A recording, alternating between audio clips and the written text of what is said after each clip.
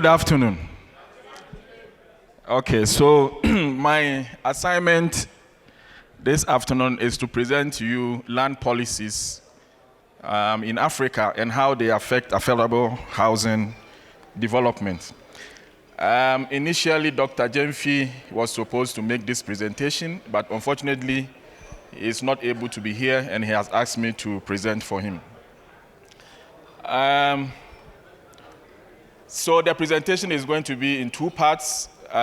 Quickly, I will talk to you about what we are doing with the African Union, that's GIZ, and then we look at the land policies in Africa.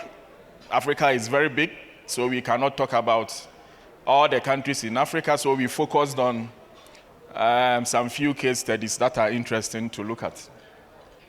So affordable housing projects will not be successful if there are bad policies and weak land governance. And for the past few days, all the discussions that we have been having on affordable housing are very good. But if we have weak land governance and poor policies, land policies, our objectives of developing affordable housing will not be achieved. In many African countries, weak land governance and insecure land rights are still a major development challenge. There has been a call to AU member states to review their land sector and develop comprehensive land policies to address these challenges. GIZ, or the German Development Corporation, where I work, we are partnering with the African Land Policy Center, what we call the ALPC, to implement the AU agenda on land. Within our project, we have four main components. One is to strengthen advisory capacity of AU institutions, and then we also support training and education. We provide funding for research and capacity building, and we are establishing a network of excellence on land governance in Africa. For our project, we have these implementing partners. We work with the African Land Policy Center, we work with the World Bank, we work with NEPAD, we work with the German Academic Exchange Services, what we call the DAD, and many other universities. So this, I want to show you a map of all the places that we are working at the moment. So we are spread all over Africa. We have over 70 partner institutions. And in Kenya, we work with University of Nairobi. In Morocco, we work with IAV. In Tanzania, South Africa, West Africa, Kenya, USA, and so on. So we work in many places. I want to just share with you, we have many funding opportunities within our program, which may be interesting to some of you. We have MSc and PhD scholarships, we have research fellowships, and we also provide funding for collaborative research on affordable housing issues, on land policies, and so on.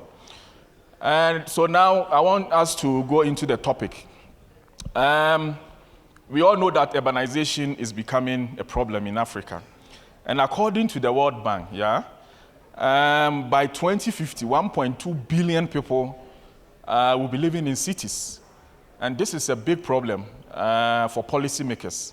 So when they come to cities, the next thing we are looking at is affordable housing. But in many instances, when they come, they live in slums, they want to live close to their economic activities, and affordable housing projects are normally at the outskirts of the city, which is not helping. Several factors impede the delivery of affordable housing, which we all know: lack of access to credit, high cost of building materials, and high cost of urban lands. So now we look at land ownership patterns in Africa. In Africa, it's very, very interesting. We have a very complex and fragmented land ownership system. But through our research, we have observed three broad classifications of land in Africa. We have the public or state lands, we have the private lands, and we have the customary or communal lands. And very interestingly, many of the lands in Africa belong to chiefs, traditional authorities, and communities. And this has serious implications for affordable housing, and we will look at it later on. But the interesting thing is that there is a high opacity surrounding negotiations on land deals with customary and traditional authorities, becoming notorious for enriching themselves. So if you have a situation where on the continent, many of the lands, a high percentage of the lands, are in the hands of chiefs, communities, and traditional authorities, it poses some kind of a challenge for affordable housing development. So the big question is land a barrier to affordable housing delivery? I would say yes. Through research, we have seen that there are two aspects of the land problem. We have the high cost of urban land, and then we have access challenges with suburban lands.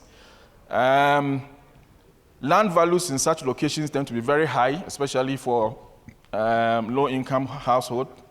And then acquiring and registering lands is also a big problem in many African countries.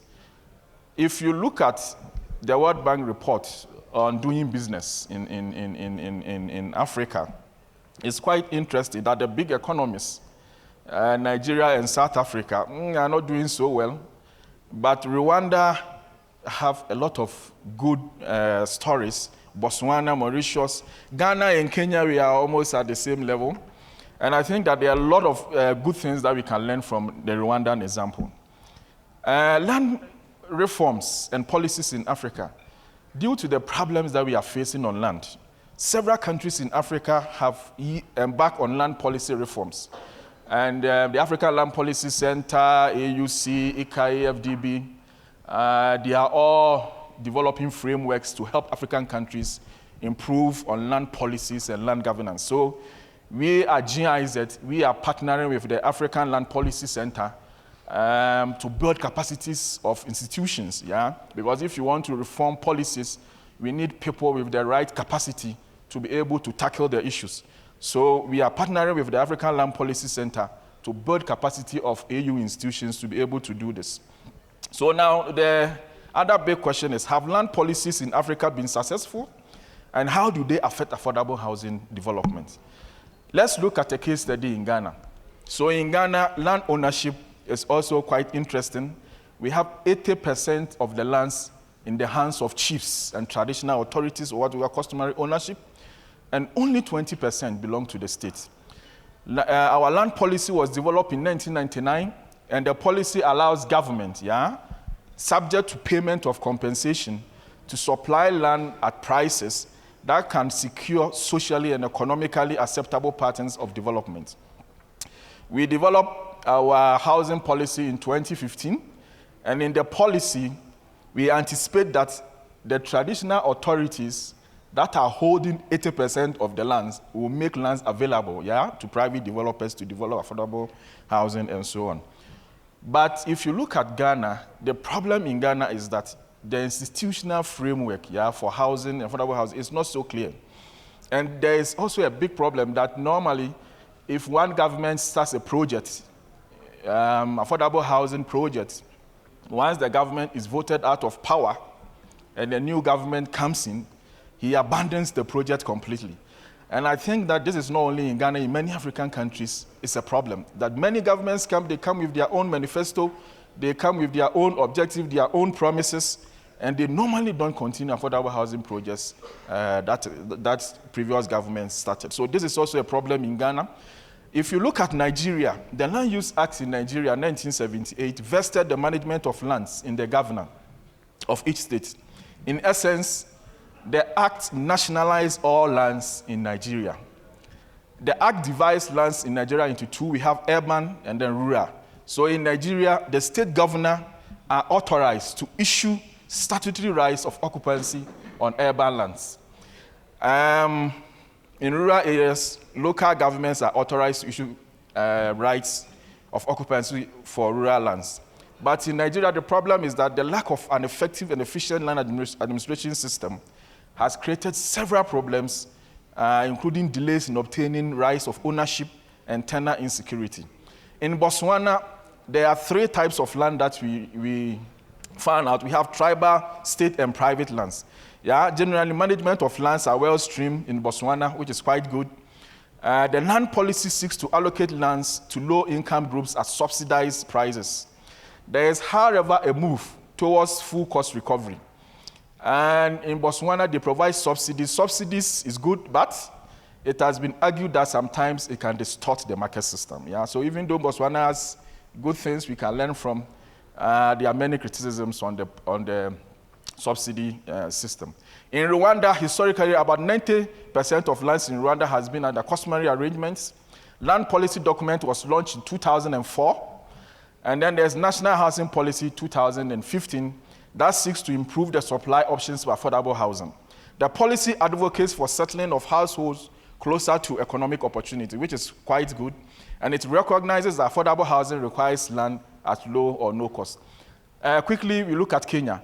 Kenya, there are 3 types of land that we find. We have public lands, community land, and then private lands. So the land policy requires that service land be set aside for housing development.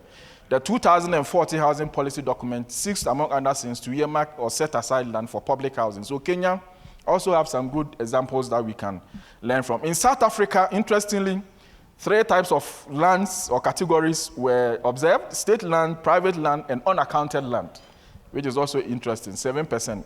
And the national policy document seeks to facilitate speedy release and servicing of land. There are several programs that provide some form of subsidy to poor households, including subsidized. In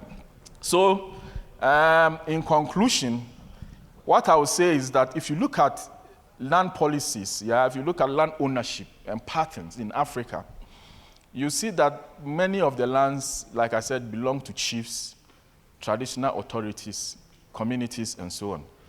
And if we are talking about affordable housing, we should look at how to partner with these chiefs. And also, we have to consider very closely the history of the place in order to invest. So for the investors, it's very important to seek local knowledge and expertise on land ownership and consider the pattern with landowners. For the governments, we have to create land banks, because now we have seen that most of the lands are in the hands of chiefs, and government must support private investors in getting access to land through creating land banks and also providing support in terms of reviewing institutional framework for housing delivery. With this, I thank you very much for your attention. And those who are interested in our funding programs, MSc scholarships, PhD scholarships for research can see me later on for discussions. Thank you.